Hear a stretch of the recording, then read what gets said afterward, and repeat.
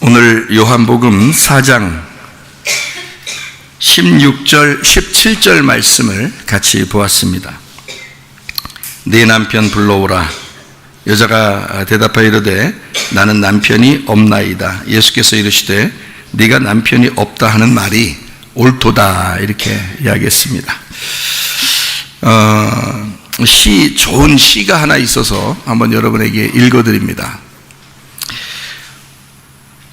황새는 날아서, 말은 뛰어서, 거북이는 걸어서, 달팽이는 기어서, 군뱅이는 굴렀는데 한날 한시 새해 첫날에 도착했다. 그리고 바위는 앉은 채로 도착해 있었다. 새해 첫날의 기적이라는 시입니다. 하나님은 우리의 있는 모습 그대로를 원하시고 사랑하십니다.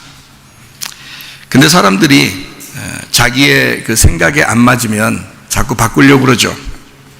자기 생각에 안 맞으면 바꾸려고 하다 보니까 그러니까 욕심이 생기고 자기 거로 만들고 싶고 자기도 좀 이렇게 해야지 성공하는 게 아닌가, 이렇게 해야 더 좋은 게 아닌가라는 생각들을 갖게 되거든요. 그래서 여러분에게 오늘 하나님께서 우리에게 원하시는 게 무엇인가? 사실 진짜 구원이라는 게 뭐냐면 이 땅의 아버지에서 하늘 아버지로 아버지를 바꾸는 게 진짜 구원이에요. 그게 진짜 회개고. 그런 사람들이 그걸 이제 영적인 부분에 잘 모르니까 이 땅에서 아버지 그러면 아버지의 이미지를 생각하고 하나님 아버지를 생각하는 경우가 있어요. 근데 안 맞죠.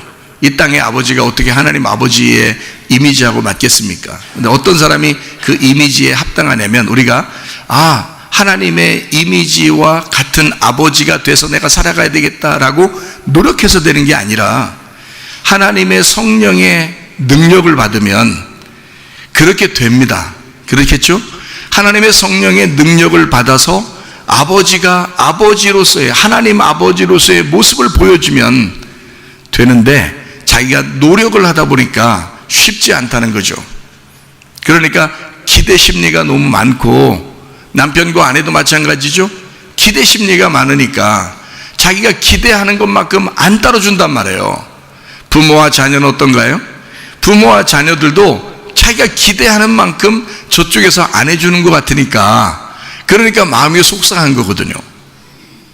근데 요한복음 13장 34, 35절의 말씀에 보면 새 계명을 주노니 너희가 서로 사랑하라 그랬거든요. 주님이 우리를 사랑하신 것처럼 너희도 서로 사랑하라 그랬어요. 그럼 주님이 우리를 어떻게 사랑했나요? 요한복음 3장 16절에 하나님이 세상을 이처럼 사랑하사 어떤 방법으로, 불뱀, 노뱀의 방법으로 이 땅에 사랑하셔서, 우리를 사랑하셔서 뭘 주셨다고? 독생자 아들을 주셨다고요. 이는 저를 믿는 자마다 멸망치 않고 영생을 얻게 하려 하심이라 그랬습니다. 그러니까 하나님은 우리에게 사실 자기 아들을, 자기 생명이라는 아들을 우리에게 주시면서 사랑했다고요. 다시 말하면 자기가 죽으면서 사랑했다는 뜻입니다. 그러면 여러분과 제가 서로 사랑이라는 건 하나님 주님께서 우리를 사랑하신 것처럼 너희도 사랑하라라고 하는 것은 네가 죽으면서 사랑하라는 말이죠. 여러분, 그죠? 그러니까 누구만 죽는 게 아니고 서로가 죽으면서 사랑하라는 거거든요. 그럼 우리 하나님께서 우리에게 요구하시는 것이 교회 와서 너희가 말씀 듣고 뭐 해야 된다는 걸 얘기하는 거예요.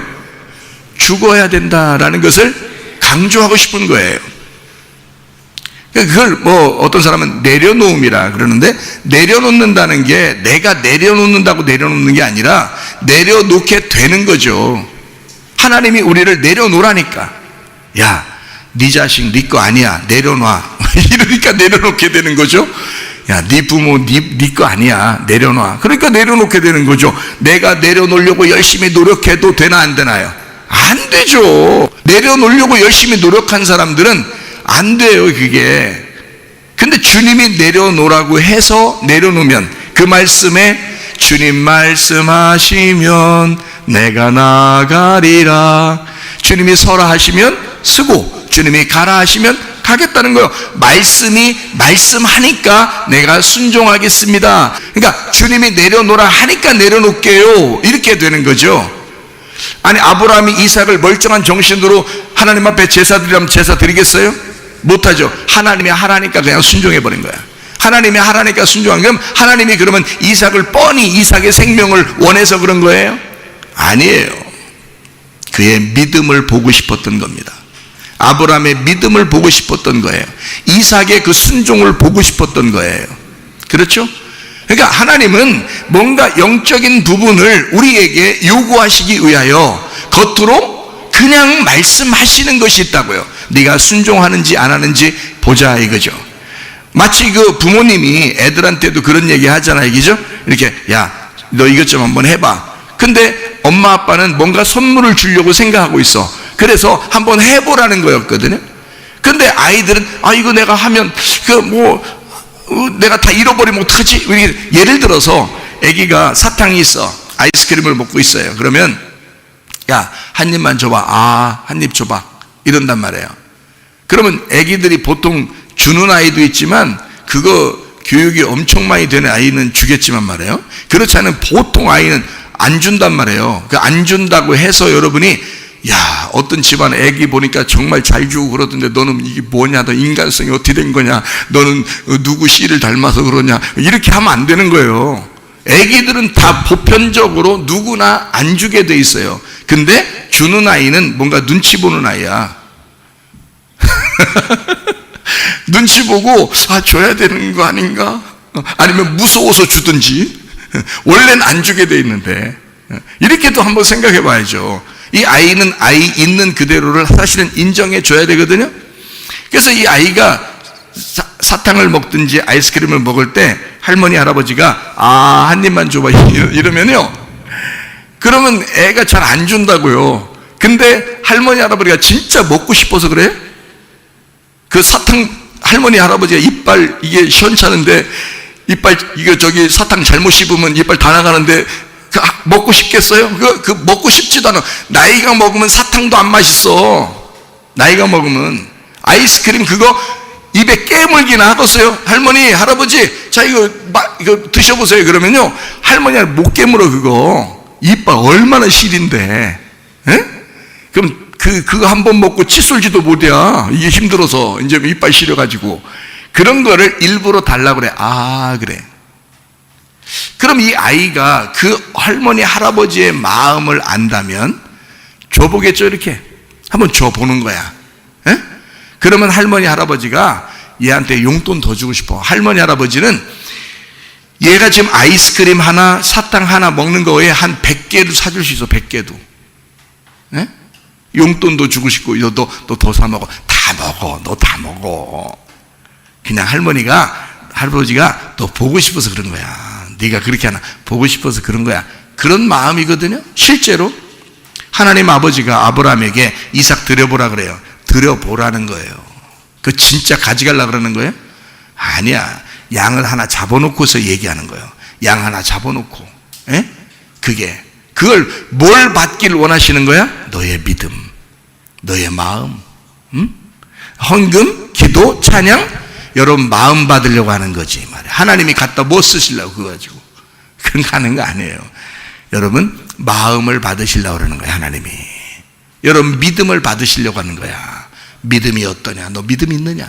나를 정말 신뢰하느냐? 나 정말 인정하느냐? 너 정말 나만 의지할 수 있느냐? 너 진짜 내가 너에게 더 좋은 것으로, 더 선한 것으로 갚아주실 거라는 그 확신을 가지고 있느냐? 그게 믿음이에요. 그게 믿음이라고. 그래서 사람들 그거 안 한다고요. 자기가 자기 거 하나님 앞에 주면 다 뺏길 것 같은 거라고. 사람들 생각은.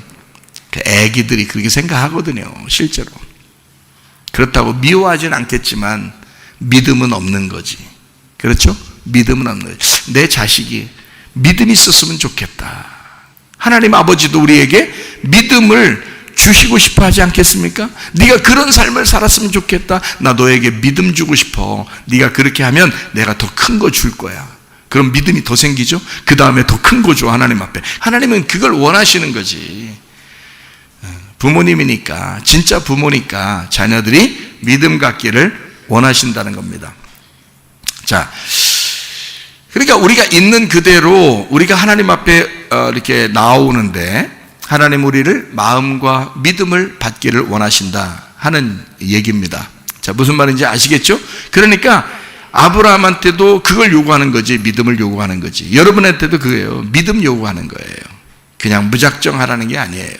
하나님은 더 준비해 놓고 있는 게 있다고요. 그거를 주고 싶은 게 있다고. 그래 놓고 여러분에게 믿음을 보시려고 하는 거예요. 그러니까 믿음 그거 드리면 좋죠. 마음을 드리면 좋죠. 하나님이 그걸로 예배를 받으시는 거예요. 하나님이 물질로 예배 받는 거 아닙니다. 우리가 뭐 육체적으로 어떻게 하는 거 그런 거 그거 받는 거 아닙니다. 우리 마음을 받으시는 거예요, 하나님이. 그러니 마음으로 믿음으로 한번 하나님 앞에 화끈하게 하나님이 감동할 만큼 하나님 앞에 온전하게 드려보고, 하나님이 감동할 만큼 온전하게 내 것, 하나님 내 시간과 물질도, 내 몸도, 내 마음도, 내 생명도 하나님 겁니다. 내 아들도 하나님 겁니다. 우리 부모도 하나님 겁니다. 내 아내도, 내 남편도 하나님 겁니다. 내 돈도 하나님 겁니다. 이거 하나님 감동시켜 볼 만큼, 하나님이 감동할 만큼 여러분이 그렇게 하나님 앞에 드리면 하나님이 다 책임지셔요. 하나님이, 아니 어떻게 해요? 하나님이 진짜 책임지지 않으면 어떻게 해요? 그렇게 생각, 하나님 진짜 안 믿어서 그러지. 진짜 하나님이 진짜 살아계셔요. 하나님 능력의 하나님이십니다. 전지전능하신 하나님이십니다. 여러분의 모든 걸 다 아시고 여러분에게 더 큰 거를 준비하시고 주시길 원하시는 하나님이셔요. 내가 스스로 내려놓으려고 하니까 안 되는 거예요. 하다가 안 되죠. 근데 내려놔지게 되면요, 하나님이 말씀하셨으니까 내가 내려놨습니다 라고 하면요, 하나님이 우리를 들어쓰실 줄로 믿습니다. 우리는 내려놓기만 하는데 하나님은 우리를 들어쓰신다 그 말이야. 그게 하나님의 역사라고요. 나는 죽기만 하는데 하나님은 우리를 부활시킨다고요. 우리가 부활하려고 하는 게 아니에요. 교회 나와서 부활하려고 하는 게 아닙니다. 교회 나와서는 무조건 죽으려고 하는 거예요. 말씀 듣고 죽으려고 하는데 하나님이 우리를 부활시키니까 그런 거죠. 무슨 말인지 아시겠어요? 그러니까 말씀이 우리를 죽이시도록 나를 내려놓자 말이야. 하나님 앞에, 하나님 나 내 거 다 주님 겁니다. 그러면 하나님이 우리를 죽이신다고요. 그리고 내려놓게 만든다고요. 그리고 가만 내비두는 게 아니라 우리를 부활시킨다고, 우리를 들어 쓰신다고요. 그러니까 하나님 앞에, 하나님 나 들어 써 주시옵소서, 크게 써 주시옵소서. 하나님이 뭐라고 말하시겠어요? 죽어라. 일단 죽어라. 일단 내려놔라. 일단 모든 것을 포기해라.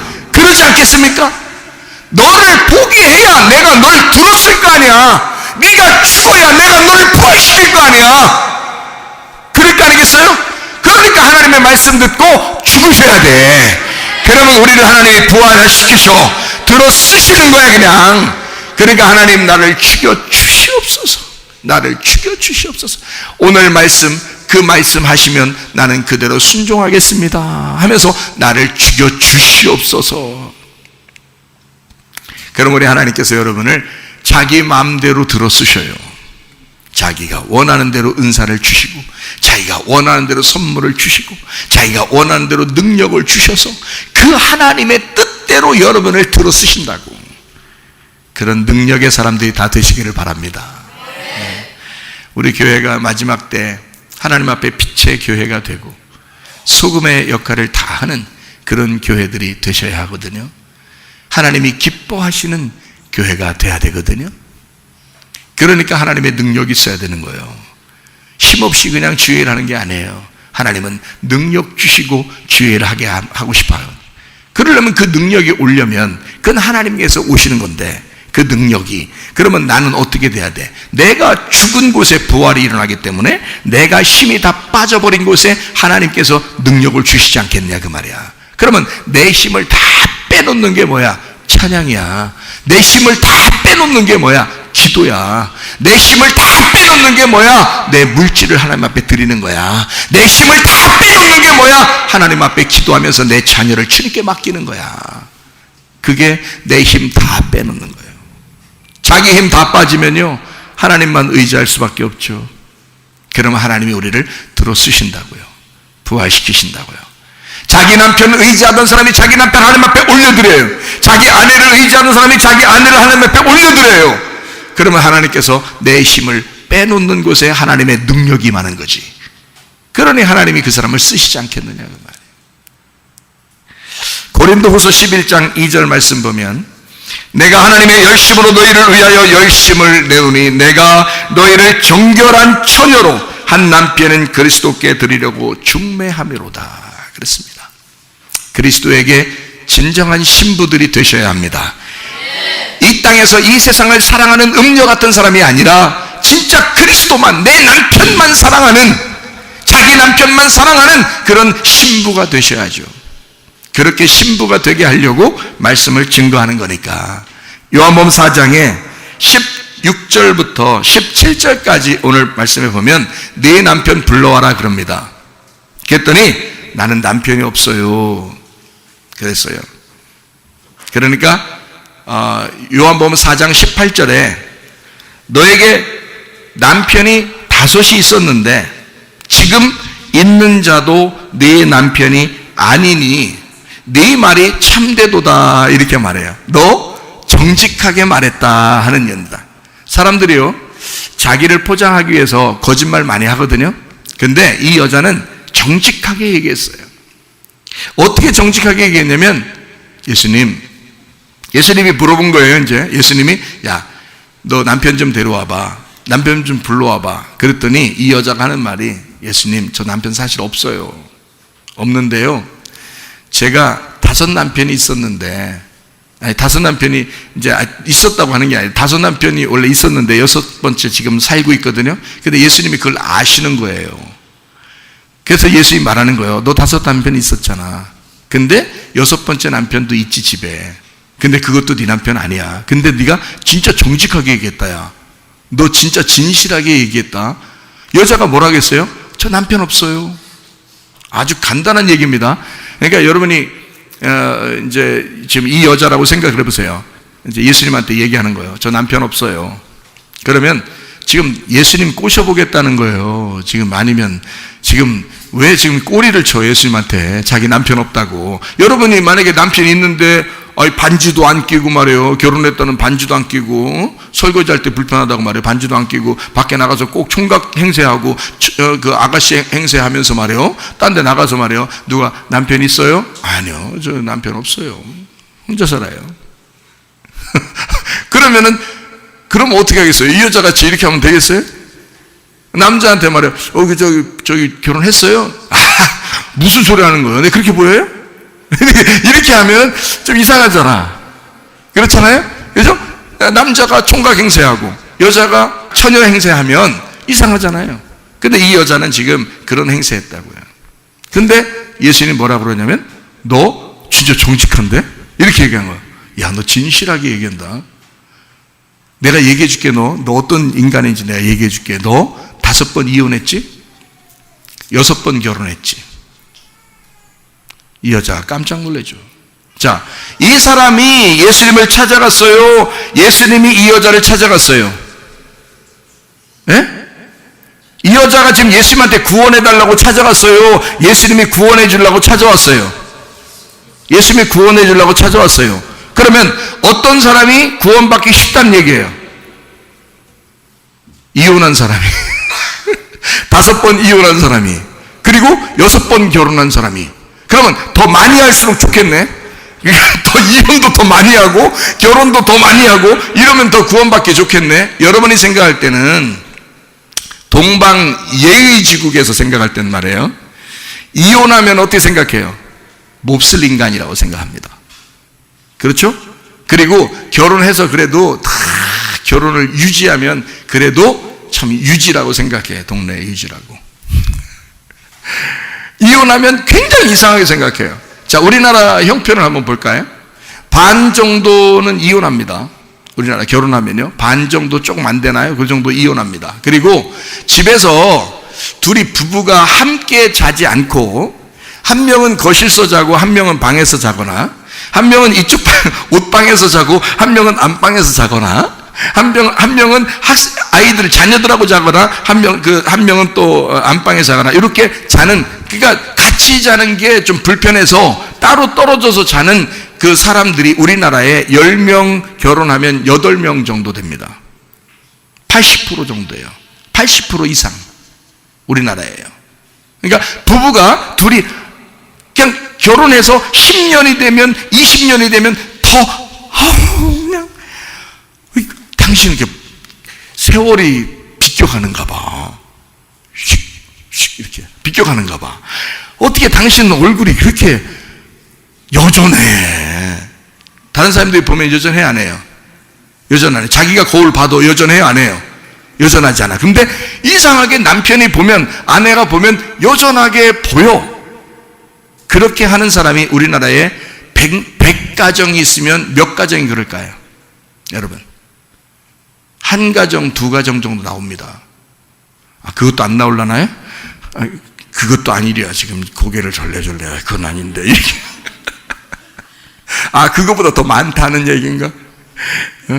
여러분, 그게요, 쉽지가 않아요. 그게 쉽지가 않아. 결혼해서 1년차, 2년차, 3년차까지는 그래도 그런 대로 그렇게 지나가. 애기 한, 둘 낳고, 셋 낳고 이러면 그때부터 이제 변하기 시작하는데 자기도 모르게 마음이 이상해져. 그리고 이상하게 그냥 별로 관심이 별로 없어져. 관심은 있겠지, 속으로. 근데 겉으로 잘 안 돼. 이렇게 해서 이제 지나가기 시작하는데요. 그게 10년, 20년 이렇게 지나갑니다. 그냥 정으로 사는 거예요. 대부분 그렇게 되거든요. 그러면 결혼이라고 하는 건 처음에 약속을 하잖아요. 남편과 아내가 약속을 합니다. 나는 당신만 바라보며 당신만 사랑하겠습니다. 그렇게 하시겠습니까? 아멘 하고 남자가 서약을 했어요. 여자 보고 물어봅니다. 당신은 이 남자만 바라보면서 검은 머리가 팥불이 될 때까지 이 남자만 사랑하겠느뇨? 아멘. 그럽니다. 어떤 여자는 남자보다 더 크게 아멘합니다. 이렇게 해서 둘이 서약을 하거든요. 그러면 그 사랑이, 그때의 서약, 진짜 사랑하겠다라고 결심하고 사랑하고 결혼했는데 그 결혼식의 그 언약이 끝까지 가느냐 이거예요. 이게 안 되거든요, 잘. 그러면 그 결혼은 이혼한 사람이나 당신이나 무슨 차이가 있어요? 안 그래요? 이혼한 사람이나 당신같이 방 따로 쓰면서 따로 방 자는 사람하고 뭐가 차이가 있냐고.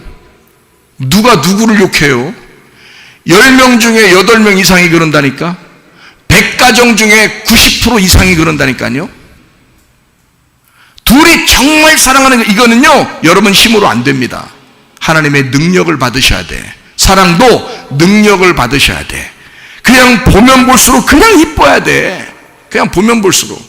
뭘 어떻게 해석 안 해요. 그냥 이상하게 세월이 비껴가. 세월이 가면 갈수록, 하루가 지나면 지날수록 더 은혜스럽게 보이는데, 더 이쁘게 보이고 더 멋있게 보이는데, 그게 어디서 나오는 거예요? 마음으로부터 하나님이 만들어내시는 마음이란 말이에요. 그러면 가능합니다. 제가 해봐서 알아요. 그러면 가능해요. 근데 그게 아니면 그렇게 안 보여요. 대부분이 다 그냥 세월이 지나가니까 대충 살아요. 둘이, 부부가 대충 그냥 살아. 그냥 이게 그냥 결혼인가 보다 하고 그렇게 살아요. 여러분, 그거 결혼 아닙니다. 진짜 결혼이라고 하는 건 남편과 아내가 서약한 그것이 끝까지 가야 되는 거예요. 그걸 믿음이라 그래. 예수 그리스도와 우리도 마찬가지예요. 믿음이에요. 끝까지 가는 믿음. 그것이 여러분과 저에게도 있어야 합니다. 마찬가지로 여러분, 가정에서 부부는 그러면 우리는 그냥 대충 이렇게 살다 그냥 우리는 말고 예수님하고만 내가 우리가 결혼해서 진짜, 여러분 보세요. 예수님이 진짜 내 마음에 와 있다면, 예수님이 정말 내 마음에 와 있어서 예수님과 내가 결혼했다면, 그러면 예수님 마음으로 사랑하지 않겠습니까? 예수님 마음으로 끝까지 그렇게 보이지 않겠습니까? 그렇게 만약에 보이지 않는다면 좀 이상한 거 아닌가요? 예수님이 내 마음 안에 없든지 아니면 잠자고 계시든지 말이에요. 있긴 있는 것 같은데 잠자고 있든지. 우리 예수님을 깨우십시다. 우리 영혼을 깨우십시다. 우리의 마음의 눈을 좀 열고 마음을 깨우셔요. 그래서 진짜 예수님의 눈으로 보고 예수님의 귀로 듣고 예수님의 입으로 말할 수 있는 가정들이 다 되시기를 바랍니다. 이게 필요하다. 마지막 때가 되면 서로 사랑이 자꾸 식어가기 때문에, 그래서 가정에 문제들이 많아지기 때문에 이제 앞으로 우리 교회에 다니는 사람들은 늘 가정에 대한 이야기를 자주 하지만은, 그래, 가장 중요한 이야기 중에 하나가 또 오늘 설교로 남편과 아내가 진짜 사랑하는 가족이 돼서 이 마지막에 이 어두운 세상에, 사랑이 식어가는 이 세상에 사랑으로 승리하는 가정들 되시기를 바랍니다. 요한복음 4장에 보는 이 여자, 주님 앞에 나 남편 없습니다 그랬더니 진실로 그 말이 옳도다. 너 5번 이혼하고 6번 결혼했구나. 근데 지금 그 남자도 네 남편이 아니로다. 그렇게 이야기한 거죠. 그러니까 실제로 이 땅에서 여러분, 이게 성경은 겉으로 보나 속으로 보나, 그러니까 겉사람과 속사람이 하나가 돼서 하나의 사람이 성경책이거든요. 예수 그리스도가 이 성경의 중심이에요. 그러니까 나와 예수님, 그러니까 예수님이 속사람이고 내가 겉사람이에요. 그래서 예수님과 내가 하나가 된 게 성경책이에요. 그래서 내 눈으로 예수님을 보게 하고 예수님이 나를 보는, 예수님의 눈으로 나를 보는, 그게 책이거든요. 이 성경책이에요. 그러니까 겉으로 볼 때 실제로 이 여자처럼 이혼을 5번 하거나 6번 결혼했다 할지라도 여러분 정말로 그 사람을 아무 거리낌 없이 그 사람을 볼 수 있겠습니까? 진짜야? 글쎄요가? 우리 교회에서 글쎄요가 나온다? 글쎄요는 없습니다. 5번 이혼하고 6번 결혼해도 예수님은 그 사람을 찾아갔어요. 이 여자가 예수님 찾아온 게 아니라 예수님은 구원의 주로 찾아갔어요. 다시 말하면 구원받기가 쉬운 여자라는 얘기예요. 구원받기가 쉬운 여자라는 거지. 여러분은 생각할 때 우리 결혼해서 변함없이 우리는 이혼도 안 하고 각방은 쓸지언정 잠은 따로 잘지언정 우리는 이혼하지 않았습니다.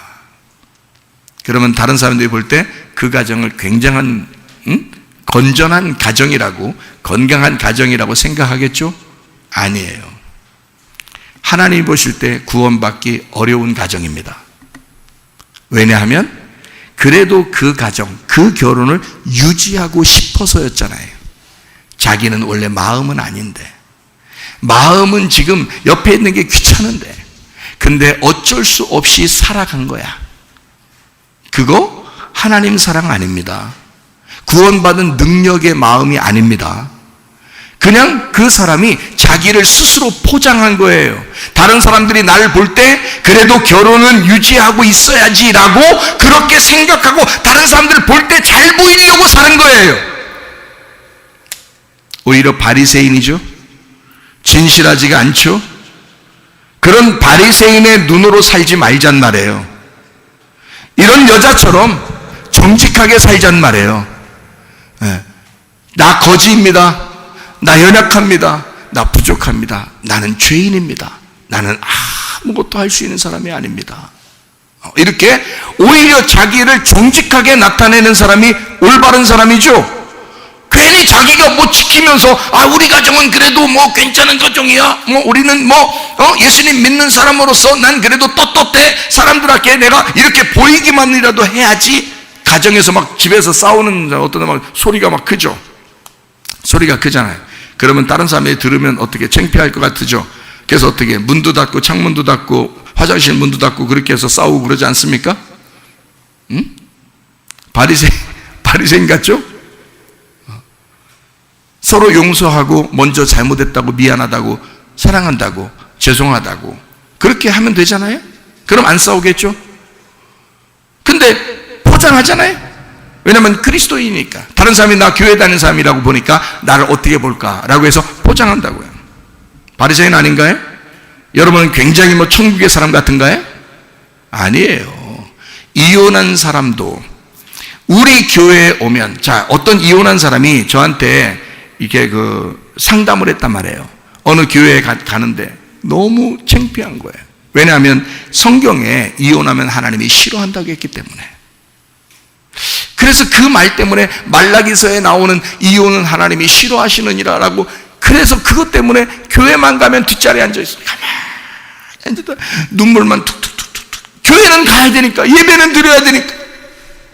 이혼에 사람들이 막 이상하게 보는데, 이상하게 볼 것 같아. 이상하게 보지도 않는데 이상하게 볼 것 같은 느낌이 들어서 뒤에 앉아가지고 눈물 툭툭툭 떨면서 그렇게 예배를 드린다. 그거를 몇 년을 그렇게 했대요. 그래서 저를 만났어요. 그리고 하나님 말씀, 그 말씀이 말라기서에 나오는 그 말씀이 무슨 말씀인지 제가 설명을 해드렸어요. 그리고 신명기 24장 1절부터 4절까지의 말씀을 이야기했어요. 이혼 증서를 가져와야 결혼하게 된다. 결혼 증서. 그래서 이혼 증서와 결혼 증서가 하나인데, 이것은, 이 말씀을 깨닫는 것은 보통 사람들은 깨닫기가 어렵다. 이 말씀이. 당신은 근데 내가 이야기하면 이해해야 할 것이다. 다시 말하면 당신은 이혼을 해봤기 때문에 이 말씀이 이해가 될 것이다. 그래서 그 말씀을 설명했어요. 눈물 줄줄줄줄 흘리죠. 그리고 그 다음에 눈물 흘리고, 목사님 정말 감사해요. 그러더니 이제 웃음꽃이 폈어요. 이제 자기가 자유하게 됐다는 거예요. 자, 요한복음 8장 32절에 진리를 너희가 알지니 진리가 너희를 어떻게 한다고요? 더 억압한다고, 더 눈물 나게 한다고, 자유롭게 한다고. 자유롭게 한다고. 진리를 알게 되면 우리를 자유롭게 한다. 복음이라고 하는 걸 알게 되면 자유롭게 한다는 거예요. 그럼 우리 교회에 만약에 이혼한 사람이 오거나, 만약에 이혼한 사람이 여기 생길 경우에 눈 하나 상관, 정말 눈 하나 깜짝 안 하고 그 사람을 똑같은 사람으로 볼 수 있느냐는 얘기야. 근데 그렇게 하셔야 된다고요. 왜냐하면 그 사람이 구원받기가 더 쉬운 사람이니까요. 왜냐하면 그 사람은 이미 연약한 자예요. 이미 부족한 자예요. 이미 눈물이 있는 자예요. 무슨 말인지 아시겠습니까?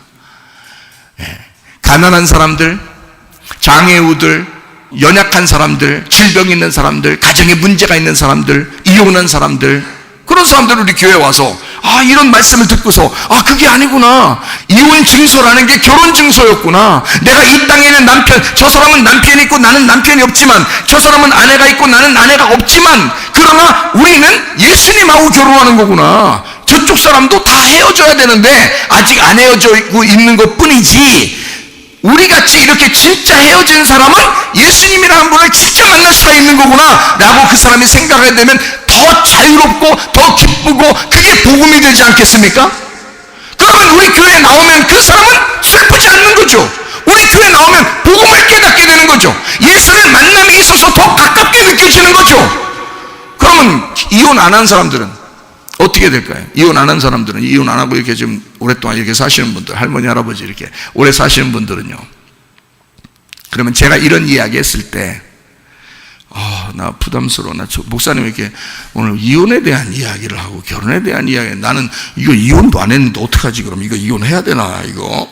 자, 이렇게 생각하고 은혜 받을까요? 아니면 그냥 은혜를 받을까요? 그냥 은혜를 받는 거예요. 왜? 이 말씀, 자기는 이혼을 안 했어요. 원래 통상적으로 성경은 이혼을 불가능하게 합니다.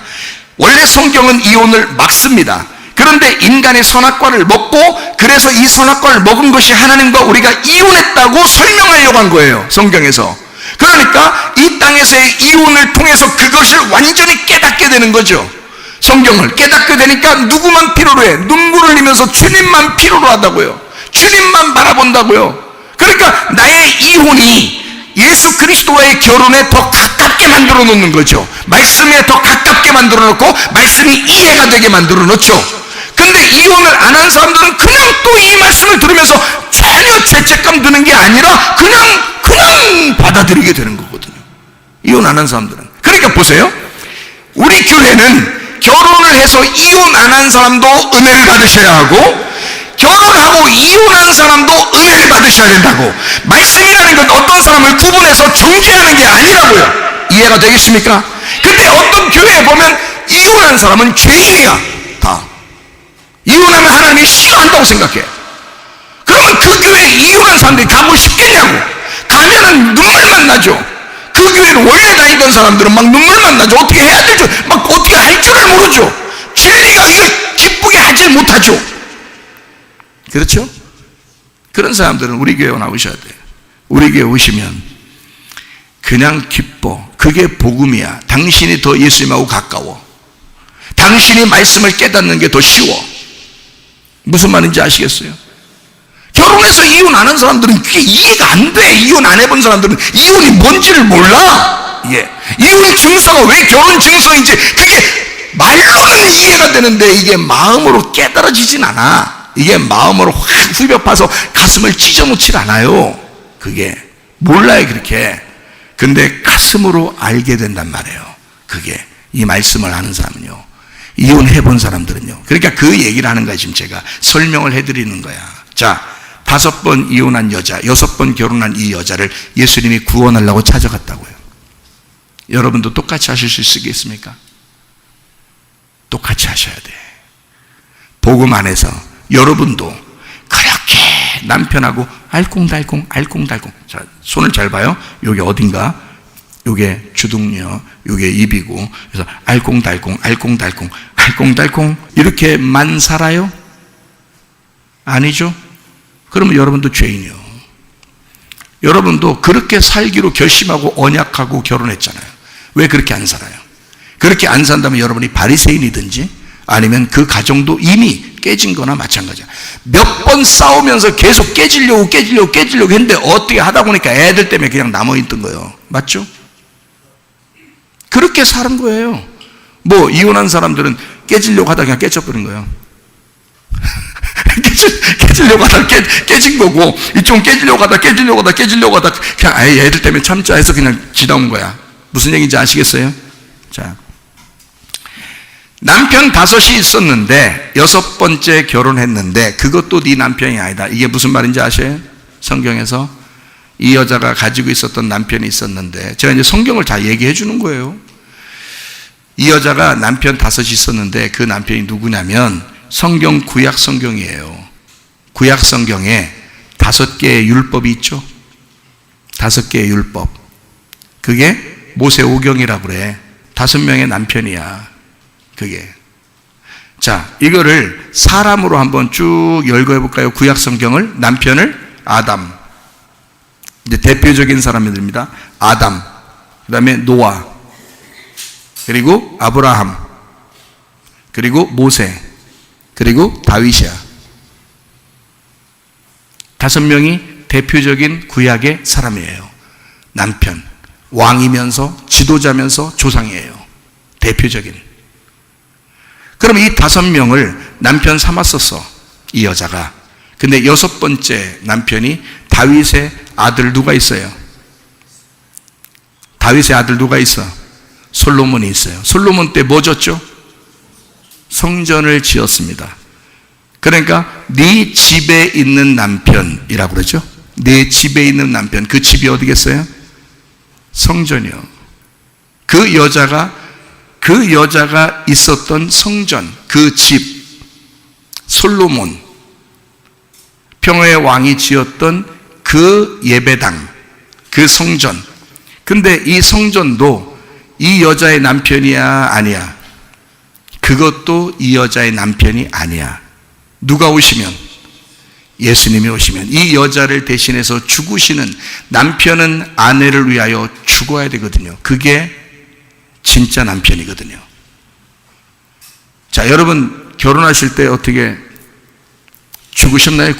결혼하고 어떻게 아내를 위해서 죽으셨나요? 에? 죽으셔야 돼. 그래야 진짜 남편이에요. 아내를 위해서 죽는 사람만 진짜 남편이에요. 그랬더니 어떤 남자가 그래요. 저한테 내가 결혼해 줬잖아요. 그게 죽음이에요. 이런 사람도 있어. 어쨌든 여자하고 결혼한다는 건 죽음의 무덤에 들어가는 거예요. 에? 어쨌든 자, 예수님도 이 여자한테 그래요. 자, 6번째 남편도 네 남편 아니야.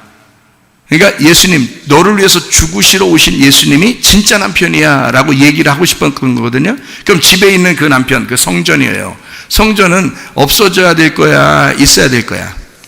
없어져야 될 거예요. 요한복음 2장에 보면 돌 하나도 돌 위에 남지 않고 저 성전은 다 무너질 것이다. 그랬죠? 그러니까 성전은 다 무너져야 돼. 그거 네 남편 아니야. 그 성전 의지하면서 살아가던 거 그거 네 거 아니야. 네 남편 아니야. 그러면 여러분의 우리 땅에 있는 남편들은요, 그 여러분 거예요? 아니 주장해 보셔. 우리 사이는요 너무너무 좋아요. 우리 사이는 너무너무 좋아. 계속 좋아. 그래서 너무너무 좋기 때문에 내 남편 아유 내 남편 우리 영원히 우리 같이 살아요 했더니 한 살 먼저 죽어. 자기 거라는 거요? 아니라는 거요? 네 거 아니라는 거요. 예? 땅에 있는 남편이 6가지의 남편이란 말이에요. 여러분 땅에 있는 남편이 6개의 남편이란 말이야. 그래서 6을 땅이라 그래. 땅에 사람과 짐승을 몇째 날 창조했어요? 6일째 날 창조하는 거야. 6째 날. 그래서 땅의 대표라 그러는 거야. 땅의 대표. 그러니까 여러분 남편들도 다 땅에서 만난 사람이야. 그러면 언제 안식을 가져와요? 다 이루었다 안식을 가져오는 날이 몇째 날? 7번째 날. 그게 안식일이야. 예수님이 안식일의 주인이라 그래. 그래서 예수님을 7번째 남편이라 그러는 거예요. 7번째 남편을 만나면 6번째 남편이 내 남편이 아니라는 사실을 깨닫게 되는 거야. 그러니까 오늘 여러분 여기에 온 사람들은 남편 다 바꾸시고 가셔야 돼. 남편 결혼 그러니까 이제 앞으로 결혼하면 남편을 바꾸시겠다 이런 얘기지. 그런 거지. 그러니까 여러분이 대답을 이제 안 하시니까 우리 학생이 그래 내 남편 아니야. 앞으로 사귈 남편, 앞으로 결혼할 남편도 내 남편 아니야. 이 땅에서 만난 남편은 내 남편이 아니야. 어디서 만나야 돼? 하늘에서 이 땅에 내려오신 예수를 만나야 돼. 하늘에서 내 마음 가운데 들어오신 7번째 안식을 주시는 나를 위해 죽으신 예수를 만나야 돼. 무슨 말인지 아시겠어요? 그게 진짜 남편이니까 나를 위해 죽으신 그 남편이 내 남편이 될 때 그때 하나님의 능력이 임하시는 거예요. 여러분에게. 무슨 말인지 아시겠죠? 그러니까 이 여자가 자기 남편 없습니다. 네 말 참 맞다. 그래서 여기 이제 아담, 노아, 아브라함, 모세, 다윗, 그 다음에 솔로몬 이 성전을 중심으로 해서 진짜 가짜인 이 성전을 소개하러 엘리야와 같은 침례 요한이 내려왔었어요. 그래서 구약 성경의 마지막 이 침례 요한이 예수 그리스도를 이 물속에다 집어넣으면서 침례를 주죠. 그러니까 다시 말하면 이 땅에 내려오신 예수를 죽이는 거예요. 누가? 율법이. 그러니까 구약에 있는 율법이, 완전한 율법이 이 예수를 죽이는 거예요. 다시 말하면 성전이, 솔로몬 성전도 다 무너져야 되는 거야. 6번째는 무조건, 땅에 온 6번째는 무조건 죽어야 되는 거야. 그리고 부활하시는 예수가 돼야 되는 거야. 그래서 나를 위해 십자가 못 박혀 돌아가시는 예수, 나의 진짜 남편 예수, 그분은 나의 8번째가 되신단 말이에요. 무슨 말인지 알겠어요? 나를 위해 죽으시러 오신 분이 안식 다 이루었다 십자가에서, 그게 예수님이니까 그러면 그 예수님이 8번째가 돼야지. 그럼 죽으시고 부활하신 예수님이 어디 계셔요? 죽으시고 부활하신 예수님이 7번째 예수님이니까 그분이 8번째가 돼야 돼. 그럼 8번째는 뭐가 어디에 있어야 돼? 예수님이 어디로 가야 돼? 예? 자, 예수님 부활 승천하시고 하늘나라 가셨어요. 그리고 그 예수님은 지금 어디에 계시는 거예요? 예, 하나님 보좌 우편에? 그리고 거기 계셔. 하나님 보좌 우편이란 말은 하나님의 능력 가운데 있다는 뜻이에요. 하나님의 능력 안에서 있다는 뜻이고, 그 하나님의 능력, 다시 말하면 하나님의 왼편이 아니고 오른편이라 그러는 거야. 하나님의 능력이라 그러는 거예요. 그러니까 여러분과 제가 예수, 어떤 예수를 받아들여야 돼? 능력의 예수를 받아들여야 돼. 하나님 우편에 계셔서 나를 위해서 계속 간구하시는, 나를 위해서 탄식하며 기도하시는 그 부활의 예수님을 받아들이셔야 돼. 그 부활은 몇째 날에 이루어졌다고요? 8일째 안식 후 첫날 부활하는 거예요. 아니 하루만 있다 나오면 안 돼요? 어차피 나올 거? 이틀만 있다 나오면 안 돼? 안 돼. 딱 안식 후 첫날 나와야 되는 거야. 3일이 딱 돼야 되는 거야. 3일이 돼서 안식 후 첫날, 안식일 날이 7일 날이고, 나를 위해서 나라는 신부를 얻으려고 자기의 생명을 버린 진짜 남편 되신 예수님이 십자가에서 다 이루었다, 우리 언약하자, 우리 결혼한다 라고 자기의 생명을 내려놓는 그 안식의 예수가 번째에 부활하면서 나를 신부로 맞아들였어. 그 신부 어디에 예수님이 계실까? 그렇지, 그 신부 안에 들어오려고 여덟 번째에 부활하시는 거예요. 예수님은 일곱 번째니까 일곱에다가 나를 더하면 몇 개가 돼? 여덟이 되는 거지. 일곱에다가, 일곱이라는 예수님에다가 나라는 하나를 더하면 여덟이 되는 거야. 일곱에서 하나가 빠지면요 여섯이 되는 거야. 그래서 죽어야 되는 거예요. 여섯은 땅은 죽어야 되는 거야. 나는 죄인이야. 죽어야 되는 거야. 죄 가운데 오로지 태어난 사람들이 우리예요.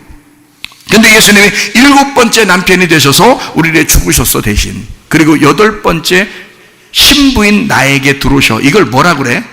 이거를 새로운 시작인데, 이 새로운 시작이 뭐라 그래요? 그러니까 이걸 교회라 그러는 거예요. 그래서 지금은 예수를 사랑한다는 것이 교회를 사랑하는 거예요. 지금은 여러분이 예수님이 이 땅에 내려오셨을 때는, 이스라엘 땅에 내려오셨을 때는 여러분이 구원을 받으려면 무조건 누구 만나야 돼? 예수 만나야 돼. 아니면 예수님이 우리를 찾아와야 돼. 맞죠? 그래야 구원을 받아. 예수님이 이 땅에 내려오셨을 때는, 이 사마리아 여자를 만나러 내려올 때는 일곱 번째이기 때문에 항상 예수를 만나는 사람만 구원받아요. 근데 지금은 내가 쫓아다니지 않아도 예수님이 내 안에 오시면 우리는 구원이 있는 거야. 여덟 번째 예수는 교회 안에 계시기 때문에 그렇습니다. 교회와 함께 하시기 때문에 이게 여덟 번째 예수라고요. 여덟 번째 예수. 그래서 교회가 누가 만들었어요? 교회를 예수님 또 다른 보혜사가 그러는데 그 보혜사가 누구야? 성령님. 그러니까 성령님이 하나님 그리스도의 영이란 말이에요. 그리스도의 영이 이 땅에 와가지고 교회를 만들어 버렸다고요. 그리고 너희가 예수를 사랑하려면 교회를 사랑해라. 그의 몸된 교회 안에 예수가 있다. 그 교회, 몸된 교회의 머리는 예수님이시다. 그러니까 우리는 그 몸된 예수님을 몸을 주물러주면 머리에서 어떻게 시원하다 어깨를 막 주물러주면 말이에요. 그죠? 시원하다 시원하다. 우리가 교회를 사랑하면 사랑할수록 주님이 기뻐하신다 그 말이에요. 이해가 되겠어요? 왜? 주님과 교회는 하나니까. 그거를 아셔야 돼. 그래서 예수님이 이 여자한테 뭐라 그래요? 야, 이 여자가 예배드리 어디서 우리 예배드리면 좋겠습니까? 예수님이 뭐라 그래? 야, 그렇게 이제 예배드리는 게 아니야. 이제 그게 아니라 영과 진리로 예배드릴 때가 와. 영과 진리로 예배드릴. 그럼 영과 진리로 예배드릴 때는 언제? 일곱 번째 예수, 여덟 번째 예수. 여덟 번째 예수죠. 여덟 번째 예수가 누가 만들었어? 성령님이 교회를 만드셨으니까. 교회 예배가 와. 교회 예배는 영과 진리의 예배야. 영과 진리의 예배야. 네 속에서 예배가 되는 거야. 너는 예배 드리려고 이제까지 예수를 찾았고 메시아를 찾았고 그리스도를 찾아서 성전에 가서 예배 드리려고 했지? 그건 다 없어져 죽어버렸어. 그러니까 이제 네가 찾아다니는 게 아니라 예수님이 널 찾아오셔. 예수님이 널 찾아오셔서 예수님이 네 안에서 예수님이 너와 함께 예배 드리시는 거예요. 그게 영과 진리의 예배입니다. 무슨 말인지 아시겠죠? 에베소서 5장 22절부터 33절까지의 말씀에 남편과 아내에 대한 이야기가 나옵니다. 그것은 그리스도와 교회에 대한 이야기였다라고 나와 있어요. 그래서 아내는 남편을 존경하라, 복종하라. 교회에서, 성경에서 말하는 거예요. 아내는 남편에게 복종하라. 남편은 아내를 어떻게 하라? 사랑하라. 어떻게 사랑하라? 목숨 걸고 사랑하라. 목숨 내놓고 사랑하라. 대충 사랑하지 말라는 얘기예요. 예수님이 우리를 사랑하셨듯이 남편은 아내를 사랑해야 된다. 아내는 남편을, 교회가 그리스도를 섬기고 복종하듯이, 여러분 교회 와가지고요 예수님 믿는다고 예수님 예수님 앞에 눈물 돌리고 예수님한테 모든 걸 드린다고 그러고 예수님 그러잖아요. 하나님 아버지 막 이러면서 있잖아요. 그죠? 그러면 자기 남편에게 그렇게 해보셨나요? 자기 남편한테 그렇게 사시나요? 사라가 아브라함한테 그랬죠. 우리의 주인이신 아브라함, 나의 주인이시며 남편이신 아브라함 이랬어요. 그러니까 이 주인이 말이요 사라를 팔아먹어. 2번 팔아먹었었어요. 2번 팔아먹었다 하나님이 찾아줬어. 그래서 찾아왔거든요.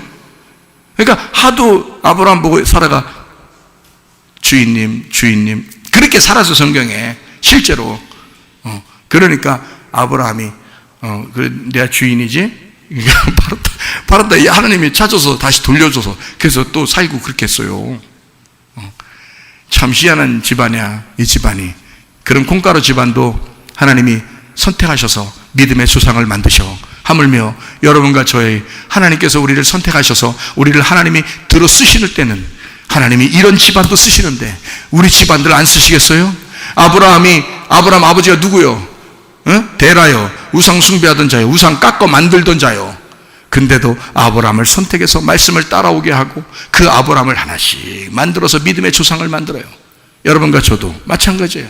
하나님이 우리를 별거 아닌 집안에서 우리를 부르셔서 하나님의 사람으로 만들어 하나님의 가정으로 만드셔 하나님은 재창조하기를 원하신다는 말이죠. 여러분을 그때 마음이 더 아픈 사람일수록 구원받기 쉽다. 이해가 돼요? 그래서 이혼한 사람이, 가난한 사람이, 장애를 가진 사람이, 질병 있는 사람이, 문제가 있는 가정이 오히려 하나님을 만나기가 쉽다. 그런 겁니다.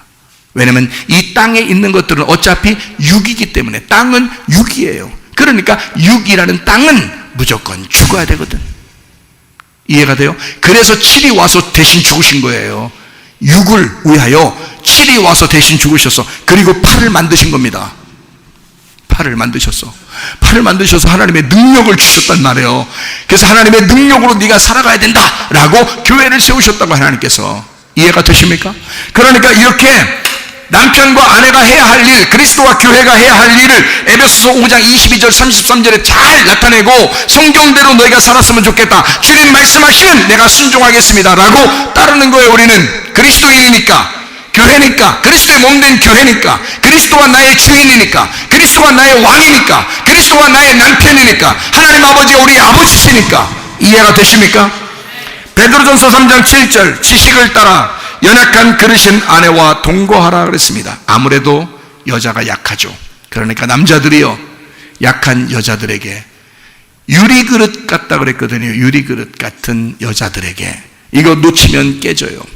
이거 안 놓치려고 다 붙들고 이렇게 다녀야 돼. 유리그릇 같으니까. 어떤 집안은 말도 마셔요. 목사님 우리 집사람은 유리그릇이 아니라 쇠그릇이에요. 막 던져도 안 깨져. 그냥 벽에다가 몇 쉐려도 안 깨져. 그런 사람도 있어. 근데 여러분 성경적으로 보면 여자는 어쨌든 감수성이 예민한 사람이야. 그래서 눈물도 많아. 눈물도 많이 흘려.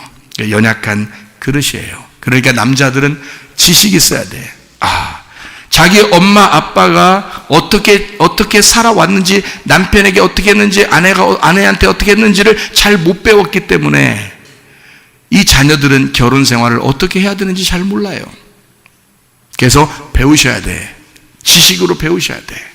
아내한테 어떻게 해야 되는지, 남편에게 어떻게 해야 되는지를 배우셔야 돼. 근데 그게 가장 잘 가르치는 데가 어디냐면 성경이에요.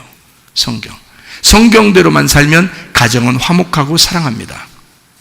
가화만사성 있죠? 가정이 화목해야 모든 게 만족한 거야. 가정이 행복해야 모든 게 행복한 거예요. 가정에서 싸워보세요. 교회 와가지고 기도하고 뭐 찬양하고 그래 기분이 좋겠어요?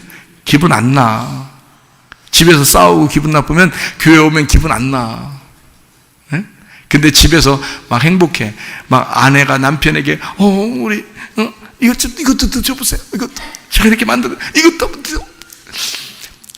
드시 막 이거 먹으니까 당신은 먹는 것도 이렇게 멋있어. 아내한테 난 당신이 요리해 주는 게 너무 맛있다. 난 밖에 나가 먹기도 싫어. 난 당신이 해주는 게 너무너무 맛있어. 자, 교회 와서 이 사람들이 교회 와서 행복해 안 해? 행복해. 기도도 막 잘 나와. 이상하게 찬양도 잘 나와. 막 많이 올라가. 노래도. 근데 집에서 기분 상에 들어오면 올라가지도 않아. 노래도 안 나와. 이게 안 돼. 가화만사성이야. 집에서 행복해야 돼, 여러분. 주님은 우리가 집에서 막 그냥 야 이혼해, 그러니까 이혼하기 위해서 노력하라고 그러는 거예요, 성경에서? 그런 말 아니잖아요. 이걸 지식으로 가르쳐 주잖아. 이 땅에 있는 너하고 이혼하는 뜻이야. 네 남편이 너고 아내가 너잖아. 에? 그러니까 아내와 남편은 서로가 자기야. 자기야. 그러잖아. 항상 자기야. 그 자기를 죽이라고 그러는 거 아니야. 그럼 누구 죽이라는 거야? 자기를 죽이라는 거거든. 그러니까 너하고 이혼하라는 거야. 너하고 철저하게 이혼해야 진짜 예수가 네 속에 들어온다. 너의 철저하게 네가 죽어야 예수가 네 속에 들어온다. 그러면 네 아내가 뭐처럼 보이겠냐? 예수님처럼 보이겠지. 뭐 눈에는 뭐만 보인다 그러잖아.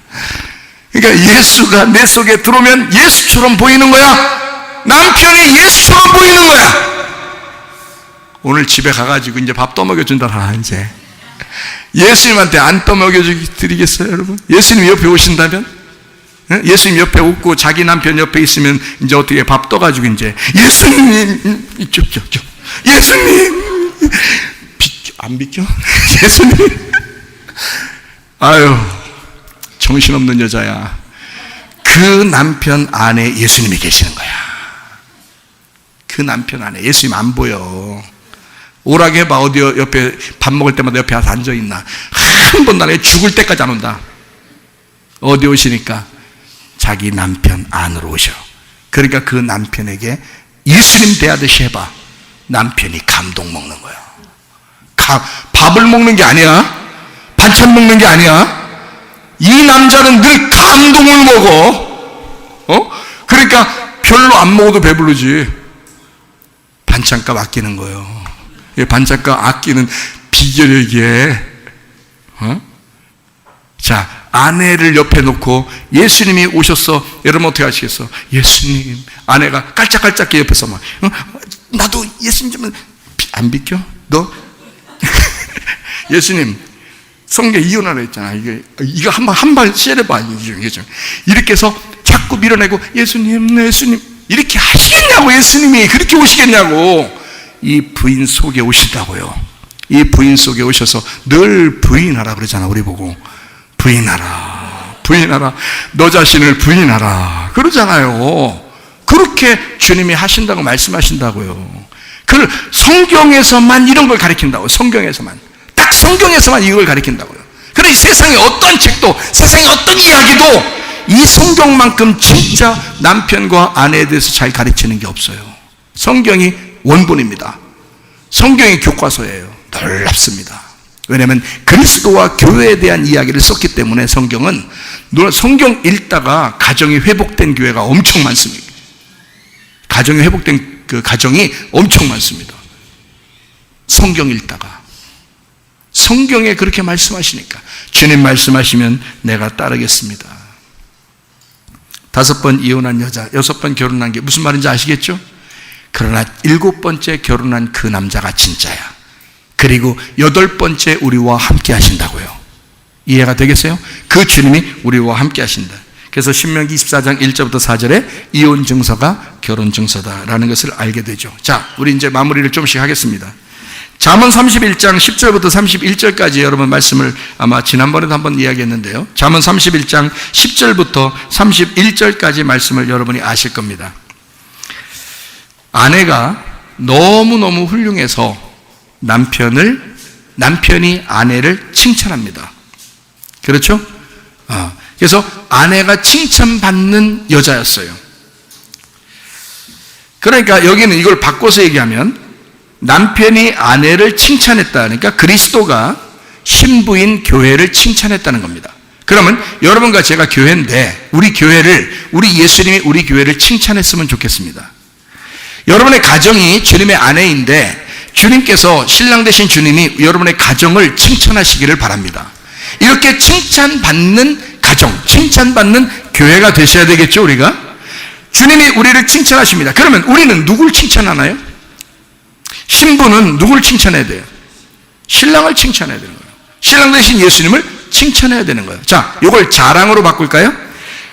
내 속에 그리스도가 있으면 예수님을 자랑할까 안 할까? 자랑하겠죠. 그러면 예수님은 나를 자랑할까 안 할까? 자랑하시겠죠. 그러니까 나는 예수님을 자랑하고 예수님은 날 자랑하고, 이걸 뭐라고 그래? 세 글자로 이 세상에서 팔불출이라고 그래.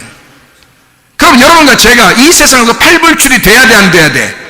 돼야 돼. 그러니까 다른 사람이 아니라 여러분 가정에서 아내는 남편을 어떻게 해야 돼? 자랑하셔야지. 남편은 아내를 어떻게 해야 돼?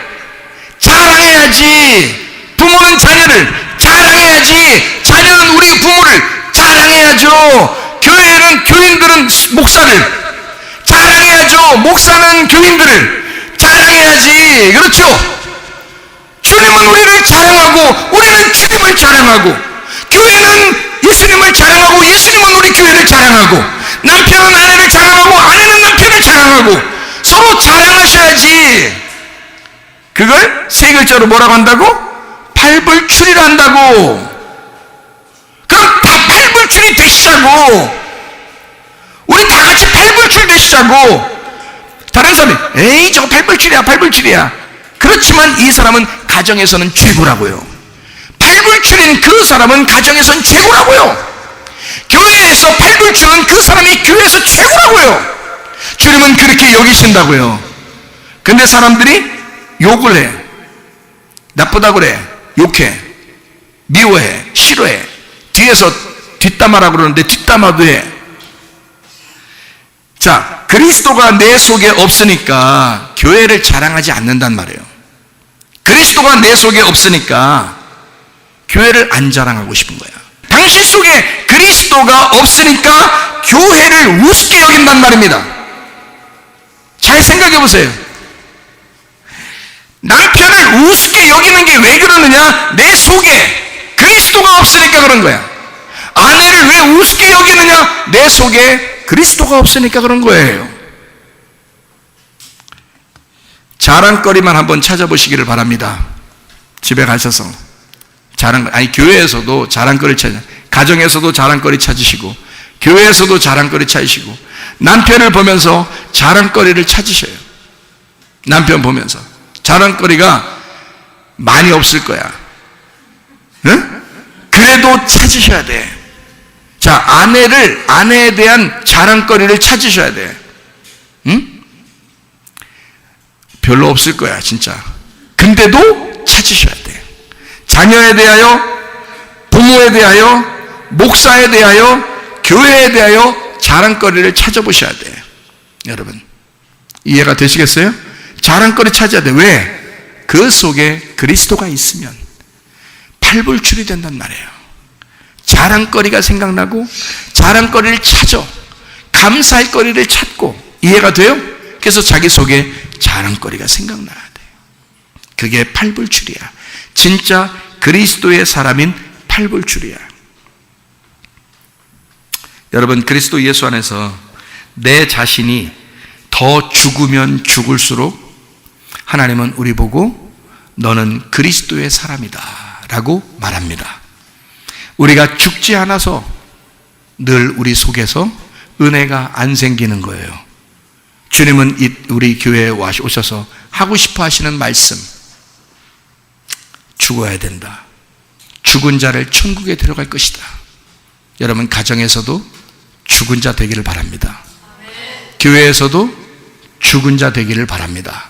그러면 우리 하나님이 여러분을 천국으로 데려가십니다. 남편, 이 땅에 있는 남편과 이혼하셔야 됩니다.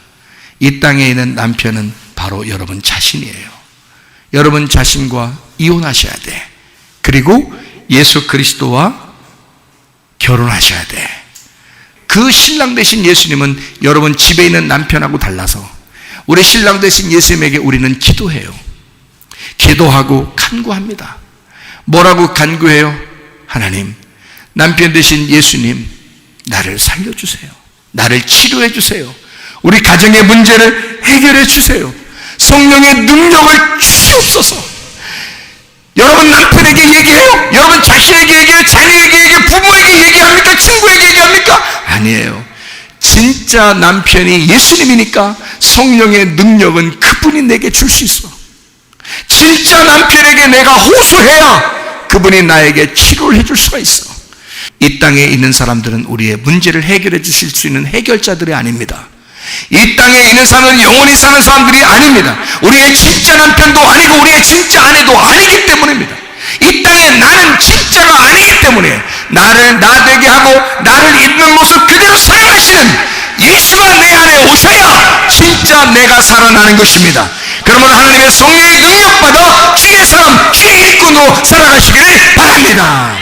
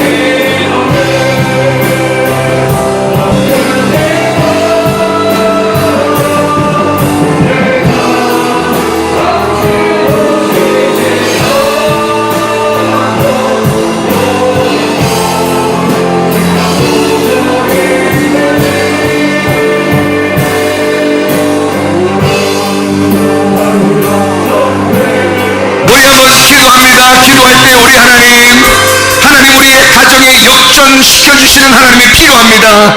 하나님 내 마음속에 진짜 신랑 되신 예수님이 필요합니다. 하나님 내게 성령의 능력이 필요합니다. 내 속에 질병이 치료받길 원합니다.